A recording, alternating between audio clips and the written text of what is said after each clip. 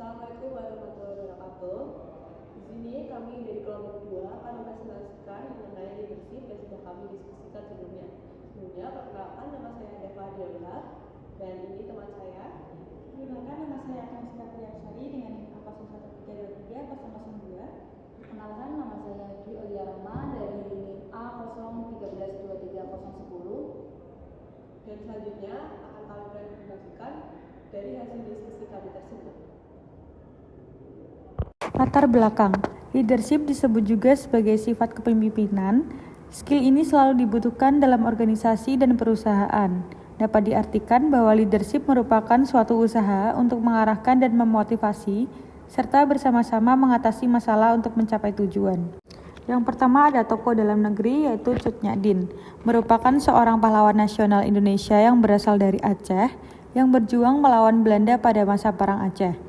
Cut Nyak Dien dilahirkan dari keluarga bangsawan yang taat beragama di Aceh Besar, wilayah 6, Mukim pada tahun 1848.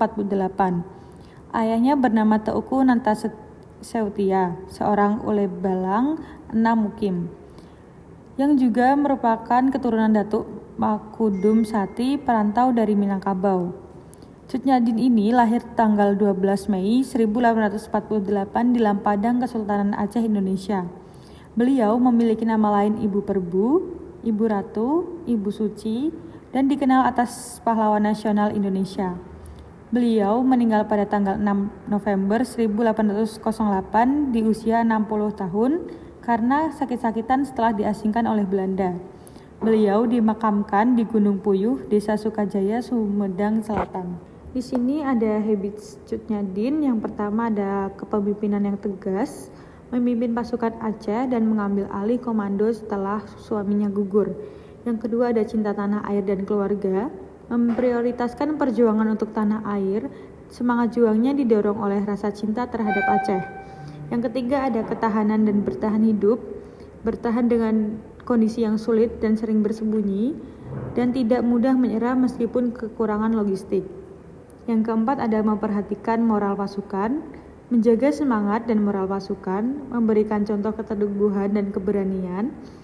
Dan yang kelima ada kemandirian dan keberanian, mengambil keputusan strategis dengan keberanian dan tidak takut untuk bertindak sendirian saat dibutuhkan. Cut Nyak Dien juga memiliki quotes, yaitu kita tidak akan menang bila kita masih terus mengingat semua kekalahan. Kutipan tersebut mengandung pesan tentang pentingnya melupakan kegagalan masa lalu untuk maju dan mencapai kemenangan.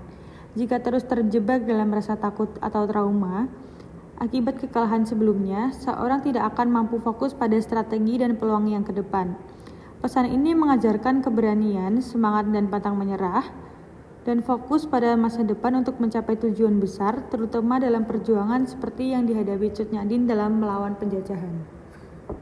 Reward yang didapatkan Cut Nyak Dien yang pertama, sejak tanggal 2 Mei 1964, Cut Nyak Dien dianugerahi sebagai pahlawan nasional Indonesia melalui SK Presiden RI nomor 106 tahun 1964.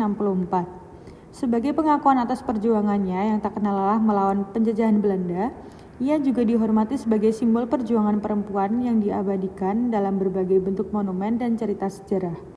Yang kedua adalah perjuangan Cut Nyak Dien diinterpretasikan dalam film drama epos berjudul Cut Nyak Dien pada tahun 1988 yang disutradarai oleh Eros Djarot dan dibintangi oleh Christine Hakim sebagai Cut Nyak Dien, Pit Burnama sebagai Pan Lot, Slamet Raharjo sebagai Teuku Umar, dan juga didukung oleh Rudi Wawor.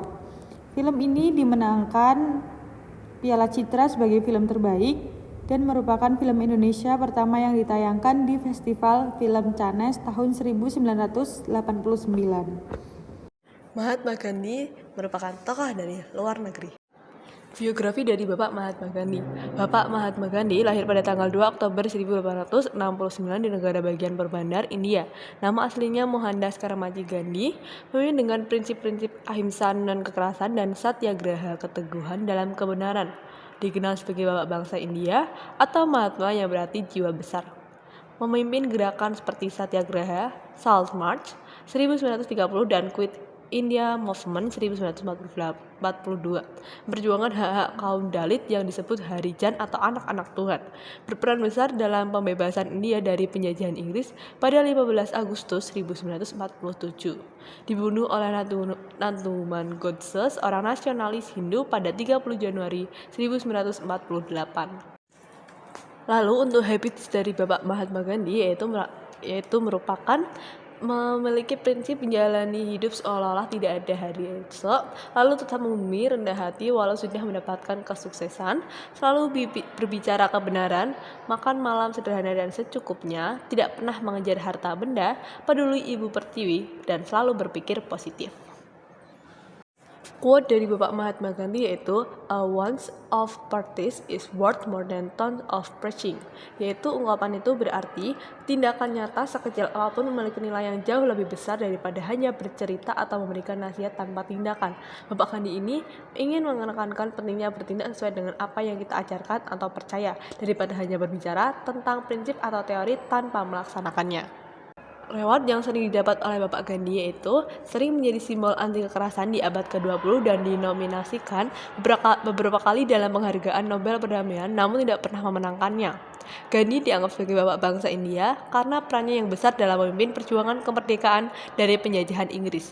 Setiap tanggal 2 Oktober, hari kehariannya yaitu Hari Gandhi, diperingati di India sebagai hari libur nasional untuk menghormati kontribusinya.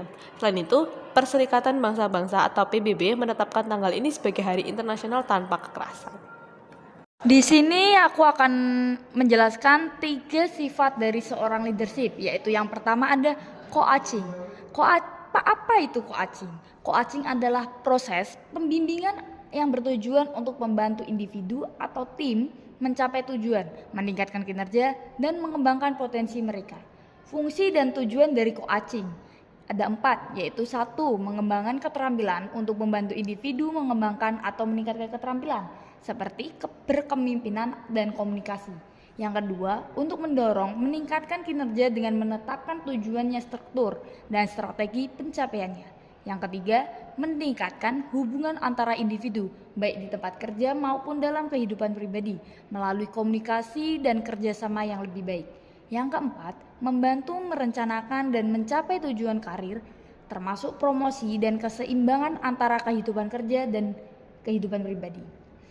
Yang terakhir ada 3 teknik coaching yang efektif, yaitu 1. Aktif mendengarkan atau active listening. Coach mendengarkan dengan penuh perhatian untuk memahami perasaan dan pikiran coach, menunjukkan empati dan dukungan. Yang kedua, pertanyaan terbuka atau open-minded question. Penggunaan pernyataannya mendorong coach untuk berpikir lebih dalam dan mengeksplorasi solusi. Seperti, apa pendapatmu tentang hari ini? Apa pendapatmu tentang ini? Yang ketiga, reflect atau reflection. Coach membantu merenungkan tindakan dan pemikiran mereka. Misalnya, dengan mengajukan pertanyaan tentang bagaimana mereka dapat memperbaiki kinerja atau situasi tertentu.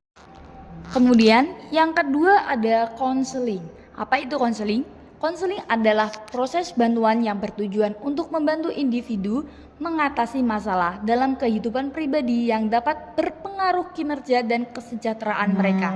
Menurut American Counseling Association, konseling merupakan hubungan profesional yang memberdayakan individu untuk mencapai kesehatan mental dan tujuan pribadi. Proses ini melibatkan interaksi antara konselor dan klien, di mana konselor memberikan dukungan, arahan, dan strategi untuk membantu klien memahami serta mengatasi masalah yang dihadapi. Kemudian ada fungsi dan tujuan dari konseling. Yang pertama, untuk membantu mengenali dan mengembangkan potensi diri secara optimal sesuai dengan tahap perkembangan dan lingkungan sosial. Yang kedua, memberi dukungan dalam proses pengambilan keputusan.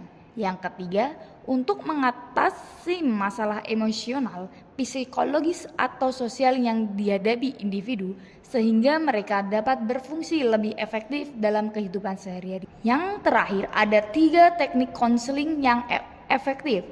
Yang pertama, teknik scaling atau scaling question untuk membantu konseli melihat beberapa jauh perubahan yang telah dicapai dalam menyelesaikan masalah. Yang kedua, teknik exception atau pertanyaan pengecualian membantu konseli menyadari bahwa tidak selamanya permasalahan itu ada dan dapat memberikan harapan dan inspirasi untuk mengatasi masalah di masa depan.